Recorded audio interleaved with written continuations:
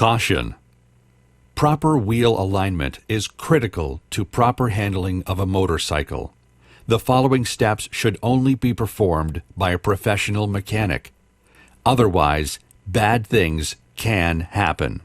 This video demonstrates the relationship between front and rear wheels and their effect on the handling of the motorcycle. If your motorcycle is handling poorly, tell your mechanic. Okay, to start off with, on aligning the FL series and some of the other Harley-Davidson motorcycles with the rubber-mounted transmission frame system, swing arm system, we start with this metal rod, which I made out of 3/16 inch steel. I think the piece was 3 feet long. I did cut it so that it just goes a few inches past the axle, and I put a right angle bend in it and filed the point of it down a little bit, and also left it rounded on the end so that if it did touch anything on the bike, it wouldn't scratch it. And also I added this rubber grommet, which you can see in this picture here, and that is used to slide back and forth on the rod to line up with the rear axle of the bike, which we'll see in just a moment. The pointed right angle end of the rod goes into this dimple in the ends of the swing arm shaft, and from there it's lined up with the rear axle of the motorcycle to adjust the rubber grommet so that it is in the center of the rear axle shaft. Put the rod right angle end inside the swing arm. The bike is on the lift. You can see it rocks a little bit. The tire is off the ground, off the floor. Got to slide the grommet up a little bit and line it up right with the center of the axle on this side. Keep sliding it around until that rubber grommet is right in the middle of the divot of the axle. How's that look? Looks like it's right about in the middle to me. Right in the middle of that indentation in the end of the axle. So that's what it is on this side. Let's go compare this on the other side. Lining it up with the axle itself, it looks like it's off just a smidge, doesn't it? Just a little bit. Looks like this side, either this side needs to come back more towards the rear of the motorcycle in this direction, or the other side has got to go forward a little bit. Let's loosen up the axle bolt. Okay, using the 9/16 wrench over here on the adjuster bolt, I moved the other side of the bike ahead just a smidge and took a new measurement so that the belt doesn't get over tightened.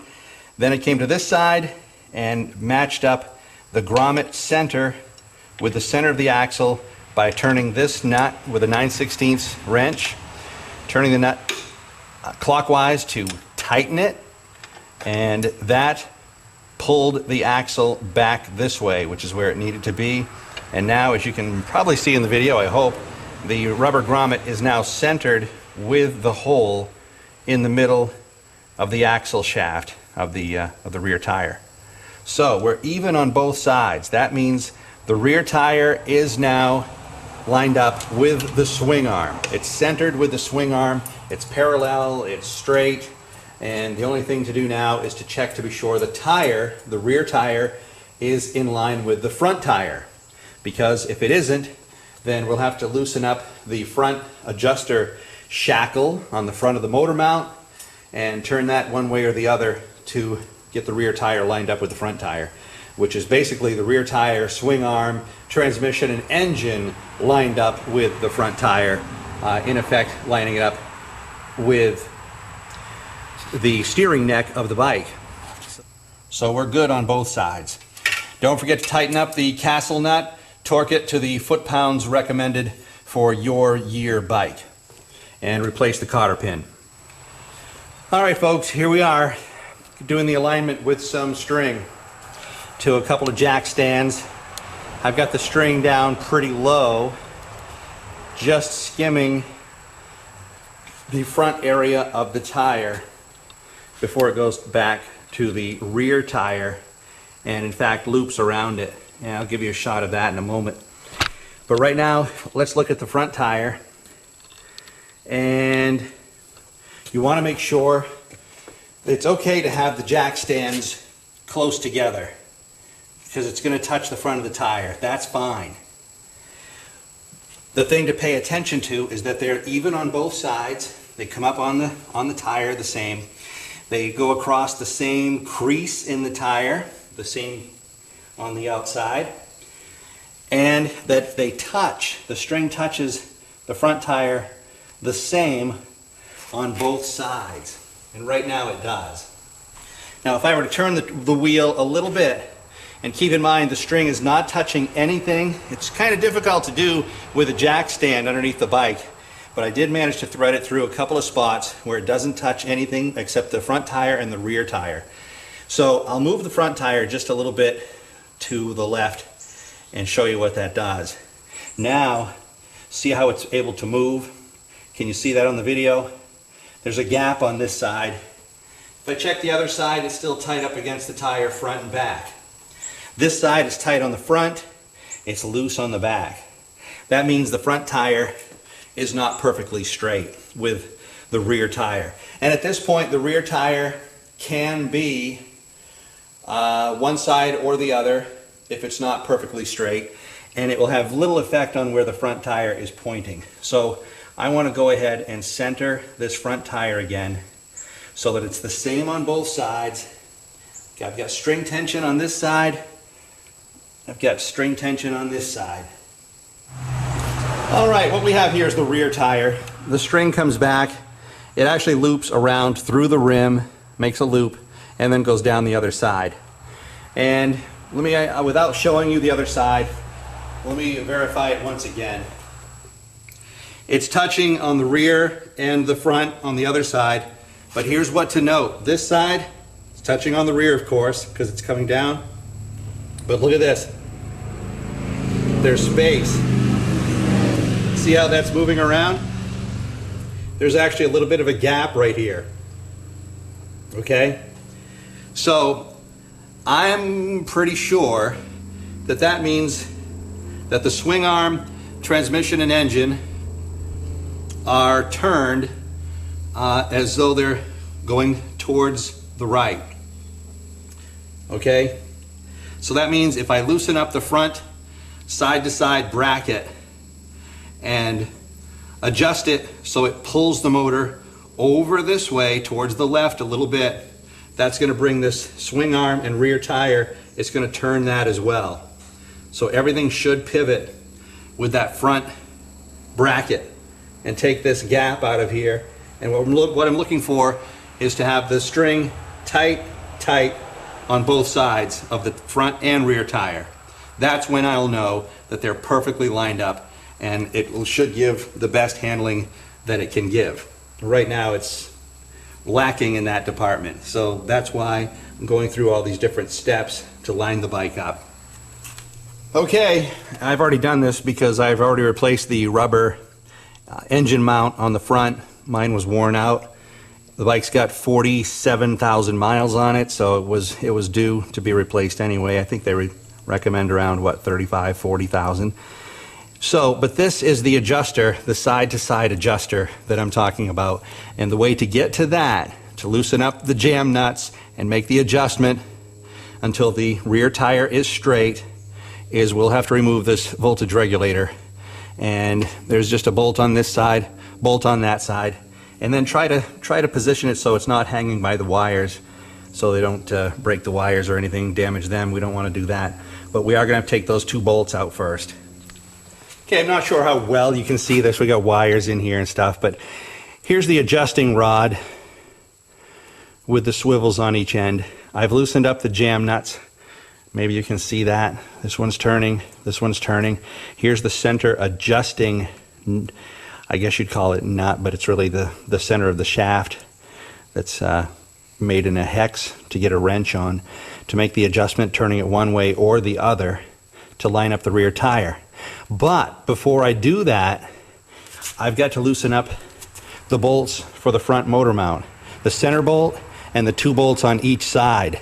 That'll allow that front motor mount to move in any direction, forward, rear, side to side, while this is being adjusted.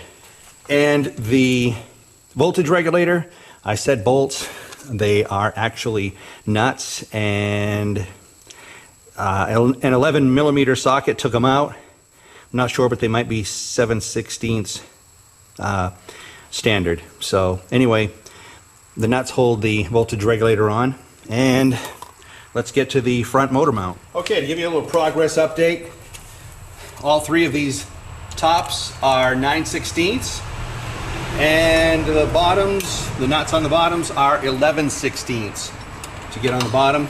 All 3 of these are now loose, which means this whole motor mount can move around as needed. So we're ready to adjust the dog bone, as it's called, this center adjustment. And after we get done adjusting this one, I believe we'll have to chase down the top adjustment underneath the gas tank. Okay, I've gone and rechecked the strings, that the front wheel is centered, because I did move the bike a little bit, moving those nuts and bolts to separate them on the front motor mount and such. All the strings line up. Still have a gap on the rear tire on this left-hand side, and it is a gap of about 1/8 of an inch. I am going to have to use a 9/16 to get on there, and I've got to turn it so that it pulls the front of the motor this way. That'll bring the tire right around, instead of pointing towards the right, to center it in the middle. So let's try that, try at least a turn, and I'm gonna have to see which way I need to turn this. Yeah, lifting the wrench up is definitely taking in any spare space. So let's go a couple more flats and see if we can notice any results at the rear tire. We'll go 3 more, okay? Feels like it's moved some. Let me check the other side. Okay, I'm still tight on the other side. Still have a little bit of play, a little gap on this side. So let's take a few more turns going up. There's 1, 2, 3, 4. I can feel it moving. You can feel tension on that. You can tell it's doing something. And it feels the same. There's the same amount of gap on the right now as there is on the left. Both sides touching the sides of the tire. Let me check the front wheel. Tight on the front on the left, tight on the front on the right. It would appear to me that the rear tire is now centered with the frame and the front tire, which is very important. So I'm going to go ahead and lock down the jam nuts and start putting things back together and see if we can lift up the gas tank and get out that top adjustment. Okay, the jam nuts are now tight on the dog bone adjustment here, and now it's time to tighten up the motor mount bolts. We've loosened them to allow the motor to move, motor and transmission, and they should be about centered where they need to be, right there. Okay, got the seat off, got the tank propped up enough that I can see the dog bone or turnbuckle adjustment for the lean of the engine and transmission side to side. So it's time to use this 9/16 crowfoot adapter to go in there and break free the jam nuts on the adjustment. Then I'll remove this bolt, and yep, there's a nut on the bottom. So I'll remove this bolt on the end and check the hole alignment. If the bolt will drop right back down through the turnbuckle end and also through the hole in this bracket, then that tells me that it's lined up correctly. And the rear tire is off the floor still. I'm on the stand. So the rear tire is acting like a pendulum and it wants to hang straight down. So maybe that'll help make the motor and transmission go completely vertical once this bolt is taken out. So if I can't drop the bolt back down through the hole, I'll have to turn the adjuster in or out until the bolt will drop through the hole, then put the bolt back in and tighten up the jam nuts to keep it in that position. So right now I do not know if the motor and transmission are completely vertical or not, but we're going to find out. Okay, well at this point I've got the nut off the top of the bolt. This bolt also holds the horn bracket, and just so you know, there's already tension on it. It will not just drop out of there. Okay, well, I'm slowly turning the bolt to bring it down out of the adjuster, and it's definitely showing me that the motor wants to come this way. It wants to move over this way. The bracket is holding it back that way.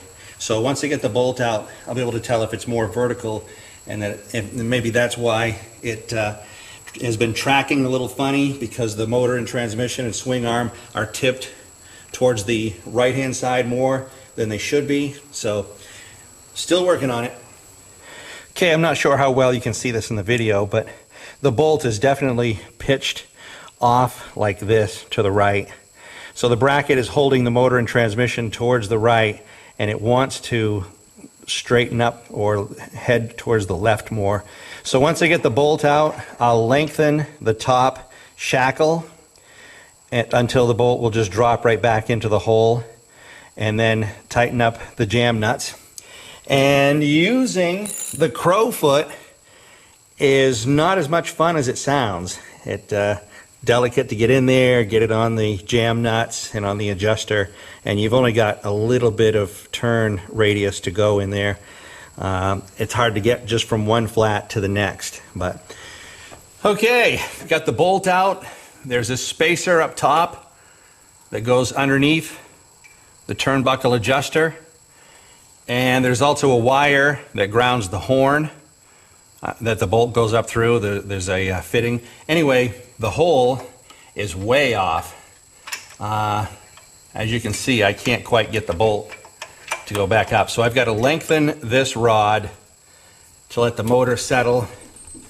As I shake it around a bit, it looks like that's where it wants to be for vertical. According to the directions, that's the thing to do, is let the motor relax and then line up the turnbuckle with the hole and put the bolt back in, and it should just slide right in instead of butting up against it. Okay, there we go. I've turned the turnbuckle out to lengthen it out this way, and now, can you see this? The bolt will go right up through the turnbuckle. 1/2 a turn more and it will not go through. So there you go, that's the difference. But it's time now to put it all back together, tighten up the jam nuts, and put everything together and see what happens as far as how it goes down the road. Okay, I've got the jam nuts tightened back up again, and I found that it was easier sometimes to go in one side, turn the nut a little bit, then go in the other side, turn the nut a little bit further, come back out, and just keep working it side to side until it tightened up against each end of the adjusting bolt. This bolt is now tight with the horn bracket and the wire for the ground mounted to it. So everything's back together. Time to drop the tank back down and put the seat back on and such and see how it goes. Okay, well, I'm happy to report that the bike feels much more stable after these adjustments have been made. It tracks down the road straighter. It doesn't follow cracks in the road. Going around bumpy corners doesn't seem to affect it as much. It seems more stable in the corners. So I just want to wrap up this already long video with a few slides to better explain what's going on. In this slide, what you see is the front wheel in red, the rear wheel in black with the swing arm. And ideally, that's what it should look like. They both should be parallel, straight with each other. This is what we want going down the road.